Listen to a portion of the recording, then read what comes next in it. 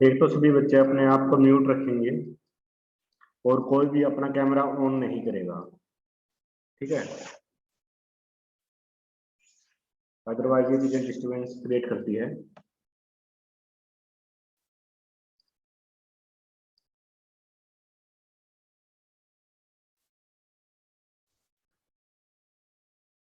तो चलो बच्चों, आज शुरू करते हैं आज का लेक्चर। आज हम करेंगे स्विच केस स्टेटमेंट।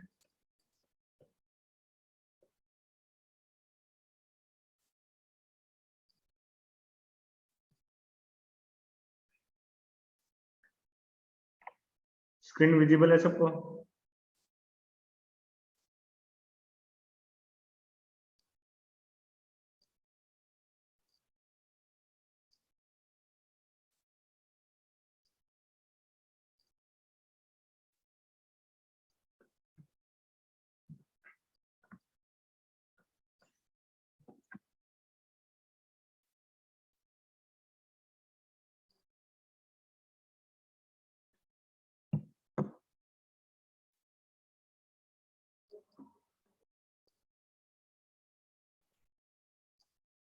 देखो बच्चों, स्विच केस होता क्या है कि कई बार होता है कि भाई अपने पास मल्टीपल ऑप्शंस है।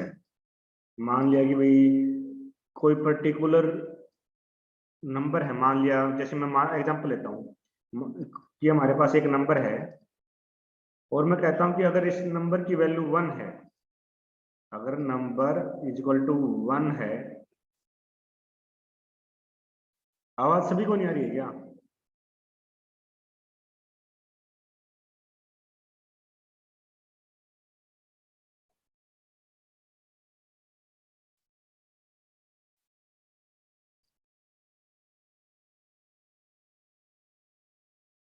आवाज कितने बच्चों को नहीं आ रही है?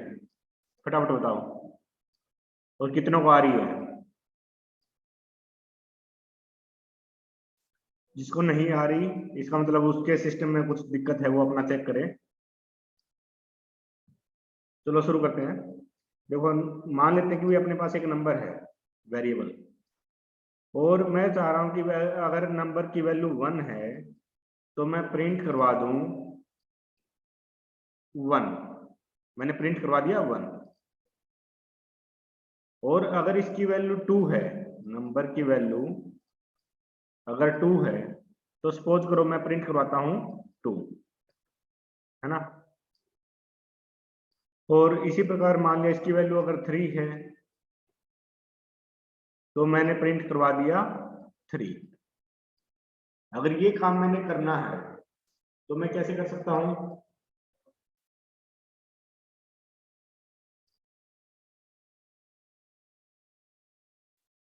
इसके लिए आप इफ एल्स का यूज कर सकते हो, है ना। बच्चों एक सेकंड।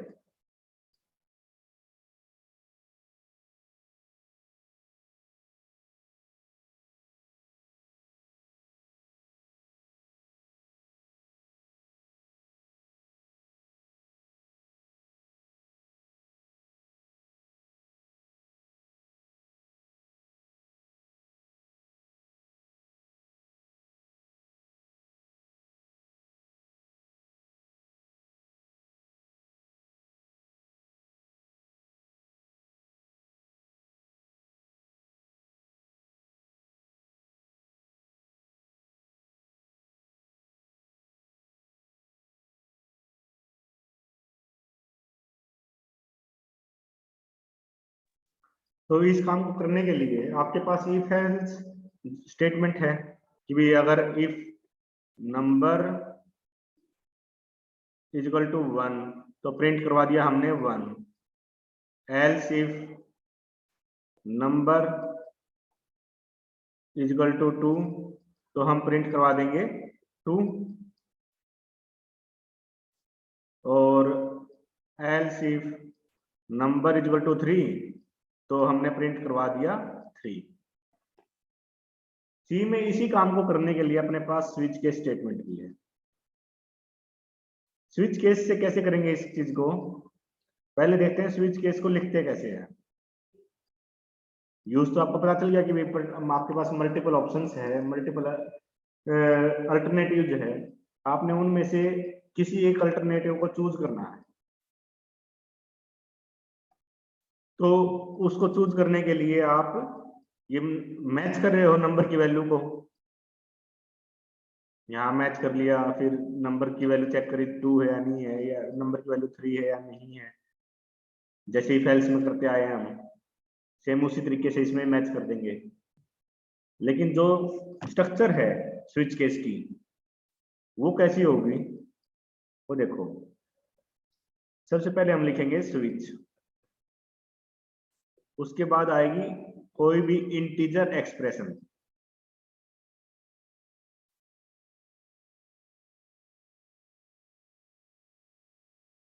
और इसके बाद करली ब्रैकेट्स, स्विच हो गया। अब इसके अंदर ब्रैकेट्स के अंदर यहां लिखेंगे हम केस, क्योंकि हमने स्विच केस बोला, तो इसके अंदर आएगा केस, और उसके बाद कोई भी कांस्टेंट, केस के बाद कांस्टेंट, मान लिया गया है कांस्टेंट 1, और इसके बाद कॉलन। इस जब ये केस जो आपने इंटीजर एक्सप्रेशन दी है यहाँ पर, जो इसकी वैल्यू होगी इस इंटीजर एक्सप्रेशन की, उस वैल्यू को हम मैच करेंगे इस कांस्टेंट के साथ। अगर ये कांस्टेंट मैच हो जाता है, ये दोनों वैल्यू सेम है, इंटीजर एक्सप्रेशन और कांस्टेंट 1 दोनों सेम है, तो हम क्या करेंगे, इसके बाद जो भी स्टेटमेंट लिखेंगे, डू दिस, मल्टीपल स्टेटमेंट्स हो सकते हैं, यहाँ पर ब्रैकेट लगाने की जरूरत नहीं है। केस में आपको इस तरीके से ब्रैकेट लगाने की जरूरत नहीं है, अगर आपके पास मल्टीपल स्टेटमेंट है तो भी।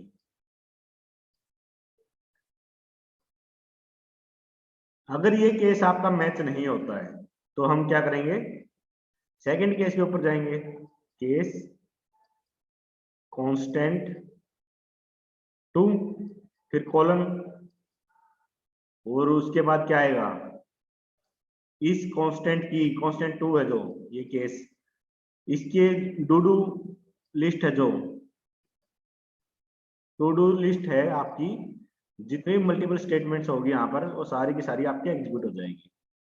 फिर आएगा केस 3, मान लिया इस टाइप से, और यहाँ पर इसकी स्टेटमेंट्स आएगी, ठीक। अब इसका एक प्रोग्राम बना के देखते हैं हम, ठीक है, उससे आपको क्लियर होगा।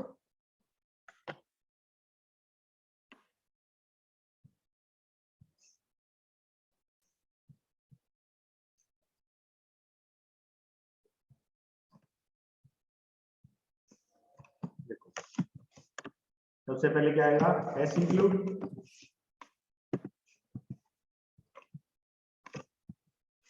जीरो डॉट एच, और उसके बाद S include ओनियो dot H,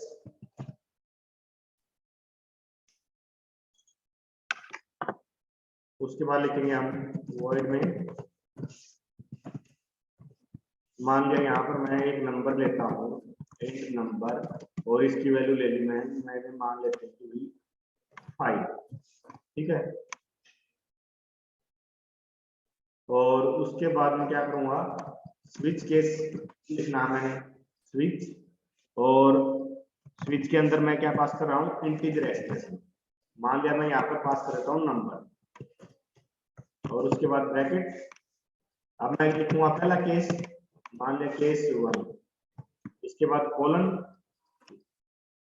constant आएगा, केस कांस्टेंट लिखा रहता है, केस कांस्टेंट 1, तो कांस्टेंट कुछ भी हो सकता है, मान लिया कांस्टेंट मैं 1 ले लेता हूँ यहाँ पर, तो यहाँ पर मैं प्रिंट करवा देता हूँ, प्रिंट एफ, मान लेते हैं मैंने प्रिंट करवा दिया 1। फिर आएगा आपका सेकंड केस, केस 2, फिर यहाँ पर मैं मान लेते हैं कि मैं प्रिंट करवाता हूँ 2, उसके बाद मान लेते हैं कि भी मैं केस लेता हूँ 5, और इसमें मैंने प्रिंट करवा दिया 5। फिर एक और केस ले लेते हैं, हम मान लेते हैं कि भाई हमने केस लिया 6 और यहां मैं प्रिंट करवाता हूं 6। अब देखो मैं इसको सेव करता हूं। सबसे पहले मैं इसका नाम लिख लेता हूं स्विच केस और इसको हम .c से सेव कर देते हैं और मैं इसको अब कंपाइल करता हूं।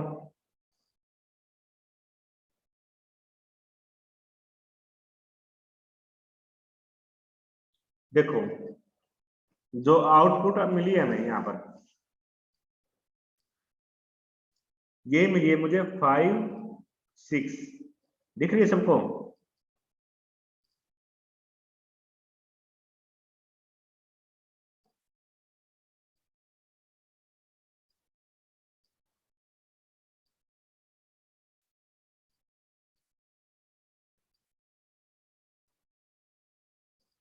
आउटपुट दिखी सबको? 5 और 6 हमें आउटपुट मिल गई यहाँ पर।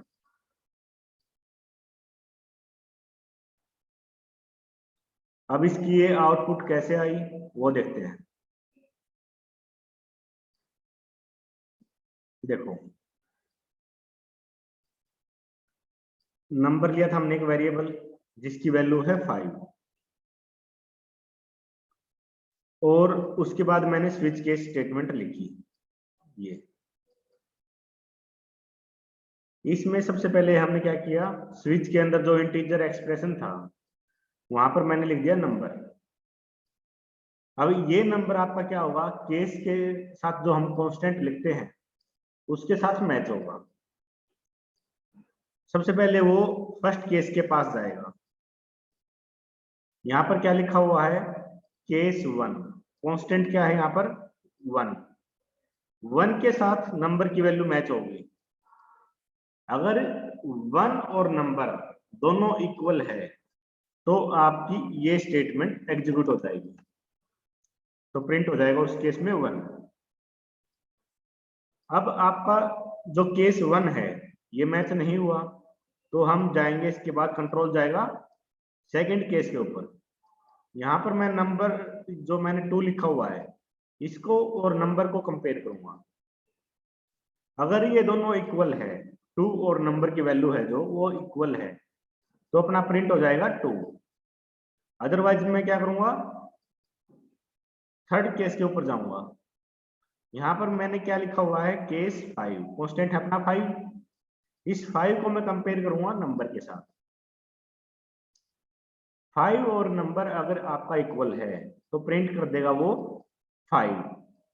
तो अपना यहाँ पर नंबर की वैल्यू क्या है 5 और कांस्टेंट भी क्या है 5। तो इस केस में अपनी जो आउटपुट आनी चाहिए वो क्या आनी चाहिए 5। लेकिन जो आउटपुट हमें मिल रही थी वो आउटपुट क्या मिल रही थी, यहां देखो आउटपुट मिली थी हमें 5 और 6। अब 6 क्यों मिला वो देखो। देखो जब भी आपका कोई केस मैच कर जाता है तो स्विच केस के अंदर क्या होता है कि उसके बाद जितने भी केसेस हैं उन सब की स्टेटमेंट एग्जीक्यूट होगी।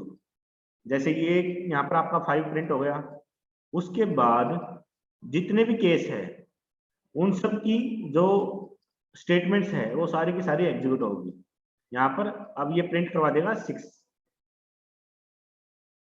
अब सपोज करो मेरे पास एक और केस होता, केस क्या है, केस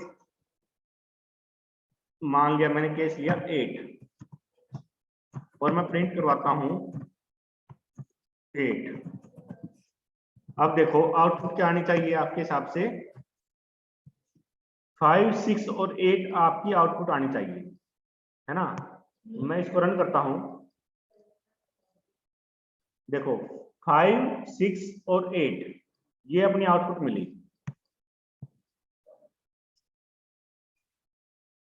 क्यों मिली, क्योंकि जहां पर भी आपका केस मैच हुआ उसके बाद की सारी स्टेटमेंट ये एग्जीक्यूट कर देता है। ये वाला केस आपका मैच हुआ था, इसके बाद 5 एग्जीक्यूट हुआ, फिर उसको 6 प्रिंट करवा दिया उसने, फिर उसने 8 प्रिंट करवा दिया।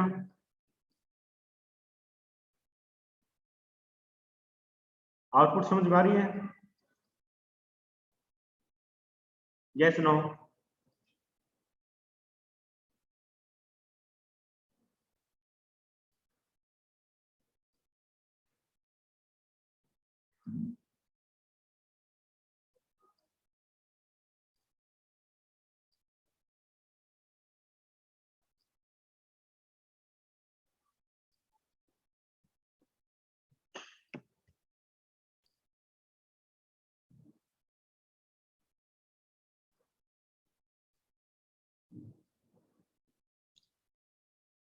अब देखो, मुझे मिलना क्या चाहिए था?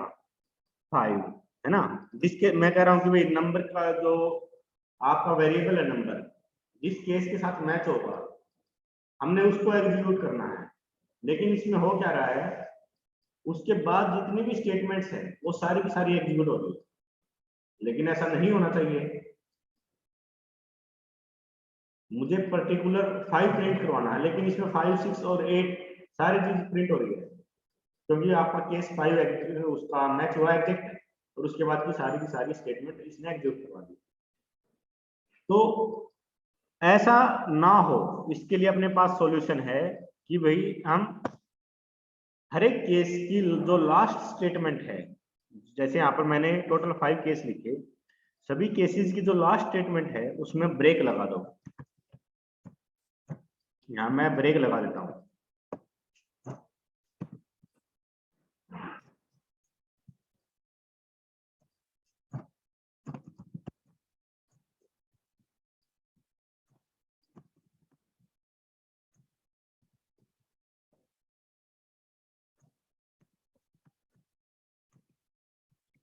देखो मैंने सबके लास्ट में क्या कर दिया, ब्रेक लगा दिया। अब इसके आउटपुट देखना, आउटपुट क्या मिलेगी। देखो अब आउटपुट क्या मिली, 5। दिख रही है सबको आउटपुट?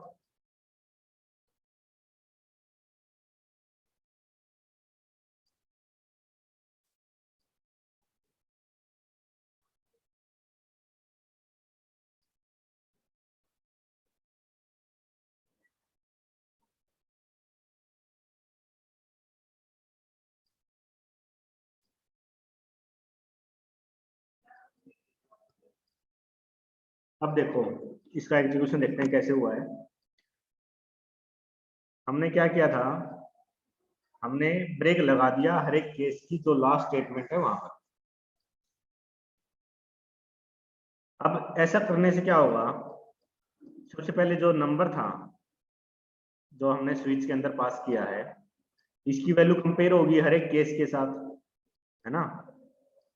जिस भी केस के साथ मैच होगी उस केस को, और उसके बाद के जो केसेस थे उन सब की स्टेटमेंट आपकी एग्जीक्यूट हो रही थी अभी तक जो हमने देखा। लेकिन इस बार क्या हुआ, नंबर की वैल्यू सबसे पहले 1 के साथ मैच होगी, मैच नहीं हुई तो हम सेकंड केस के ऊपर जाएंगे, यहाँ देखेंगे क्या मैच हुई, नहीं मैच हुई तो थर्ड केस के ऊपर आए, यहाँ देखा क्या मैच हुई, हाँ मैच हुई, नंबर की वैल्यू 5 है और यहाँ पर जो कांस्टेंट है इसकी वैल्यू भी 5 है। जब ये दोनों इक्वल हुई तो केस, जो थर्ड केस था आपका, इसकी स्टेटमेंट आपकी एग्जीक्यूट होगी। यहां लिखा हुआ मैंने प्रिंट एफ 5, तो 5 प्रिंट करवा दिया, और उसके बाद उसको मिला ब्रेक। ब्रेक क्या काम करेगा, ब्रेक उसको स्विच ब्लॉक है जो आपका, उससे बाहर लेके आ जाएगा, सीधे आप स्विच के बाहर आ जाओगे, और उसके बाद जो भी नेक्स्ट स्टेटमेंट होगी वो आपकी एग्जीक्यूट होगी। ठीक है, क्लियर है सबको?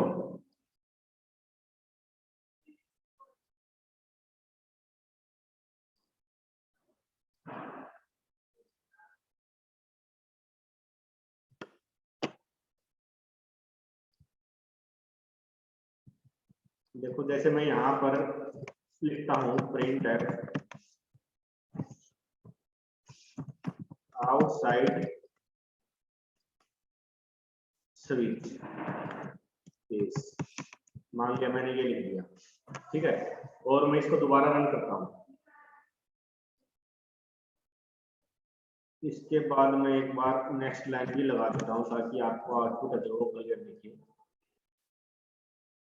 देखो इसने प्रिंट क्या आउटपुट दी है, इसने पहले प्रिंट करवाया 5 और उसके बाद आउटसाइड स्विच केस,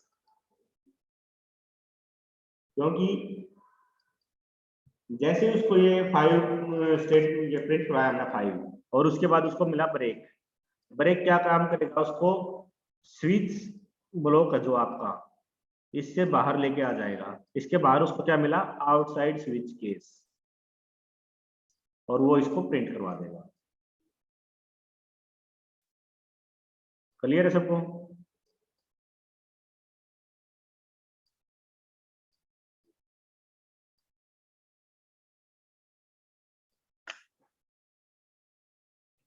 अब मैंने यहाँ पर देखो केस 1 लिखा, फिर 2, 5, 6, 8, मैंने अल्फाबेटिक ऑर्डर में, सॉरी अल्फाबेटिक कह रहा हूँ, इसको मैंने असेंडिंग ऑर्डर में लिखा है। कोई जरूरी नहीं कि आप हमेशा इसी ऑर्डर में लिखोगे, इसको आप किसी भी ऑर्डर में लिख सकते हैं। मान लिया मैं पहले 10 लिख दूं, फिर 2 लिख दूं, फिर 5 आ गया, फिर मेरा मान लिया मैंने 56 लिख दिया और यहाँ पर मैंने 8 रख दिया। तो आप किसी भी ऑर्डर में रख सकते हो, कोई जरूरी नहीं है कि भाई आपने किसी असेंडिंग या डिसेंडिंग ऑर्डर में ही लिखना है इसको, ऐसा कोई जरूरी नहीं है। ठीक, अब मान लेते हैं कि भाई नंबर की वैल्यू मैंने ली 15, मैंने नंबर की वैल्यू चेंज कर दी 15। अब आप मुझे ये बताओ इसकी क्या आउटपुट आनी चाहिए।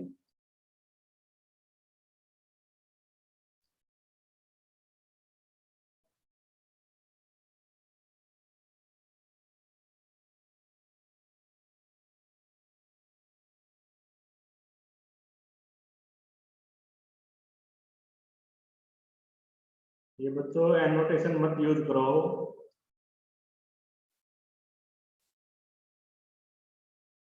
शाबाश, आउटपुट बताओ।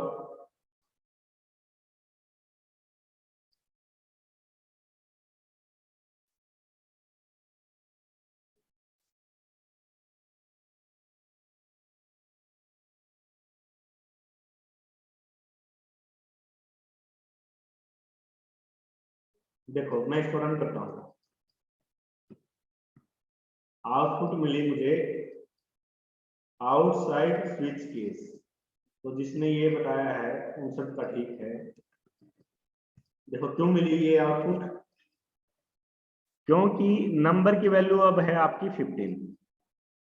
ठीक, अब मैं इस नंबर को कंपेयर करूंगा सभी केस के साथ। ये जो आपने 5 केसेस लिखे हैं सभी के साथ हम कंपेयर करेंगे, और ये नंबर जो 15 है इसकी वैल्यू किसी भी केस के साथ मैच नहीं हो रही है, तो कोई भी केस आपका एग्जीक्यूट नहीं होगा। ये सब पे जाएगा, इस केस पे भी जाएगा, इस पे भी जाएगा, फिर थर्ड पे भी जाएगा, फोर्थ पे भी जाएगा, फिफ्थ पे भी जाएगा। सबके साथ वो चेक करेगा क्या भाई मेरा नंबर किसी कांस्टेंट के साथ आपके मैच हो रहा है। फिर वो कहेंगे ना भाई आपका कहीं मैच नहीं हुआ, नहीं मैच हुआ तो हम एग्जीक्यूट भी कुछ नहीं करेंगे, तो और सिंपली अपना जो कंट्रोल है स्विच ब्लॉक के बाहर आ जाएगा। और उसके बाहर उसको क्या मिला, प्रिंट स्टेटमेंट। उस प्रिंट स्टेटमेंट में मैं क्या प्रिंट करवा रहा हूँ, आउटसाइड स्विच केस। अब ऐसा तो कोई जरूरी नहीं है कि भाई, सपोज करो जैसे यहाँ पर देखो किसी केस के साथ आपका मैच नहीं हुआ, लेकिन ऐसे केस में भी हमें उसे कुछ किसी पर्टिकुलर वे में हैंडल तो करना पड़ेगा। या तो हमें कुछ मैसेज दिखाना पड़ेगा कि भाई एंटर वैलिड नंबर, है ना, या कुछ मैसेज में प्रिंट कराना चाहूँ। जैसे आप इफ एल्स के अंदर यूज करते हो, एल्स ब्लॉक कौन सा होता है, जो किसी भी स्टेटमेंट जो इफ कंडीशन है किसी के साथ तो वो मैच ना हो तब जाकर हम एल्स ब्लॉक को एग्जीक्यूट करते हैं। तो इसी प्रकार स्विच केस के अंदर भी अपने पास ऑप्शन है डिफॉल्ट का। डिफॉल्ट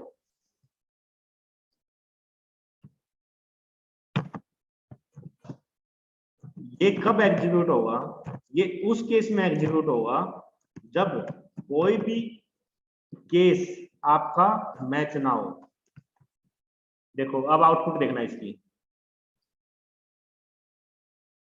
सबसे पहले डिफॉल्ट, फिर आउटसाइड स्विच केस इसने प्रिंट करवा दिया। डिफॉल्ट क्यों करवाया इसने? क्योंकि जो नंबर है जिसकी वैल्यू 15 है, ये किसी भी केस के साथ मैच नहीं हो रही है, तो डिफॉल्ट उसी केस टाइम एग्जीक्यूट होगा जब वो किसी के साथ मैच ना हो। ठीक है, अब सपोज करो मैं यहां से ब्रेक हटा देता हूं और नंबर की वैल्यू को मैं कर देता हूं, मान लेते हैं कि भाई 8, और मैं इसको दोबारा रन करता हूं। देखो यहाँ आउटपुट क्या मिली? 8, उसके बाद डिफॉल्ट और आउटसाइड स्विच केस।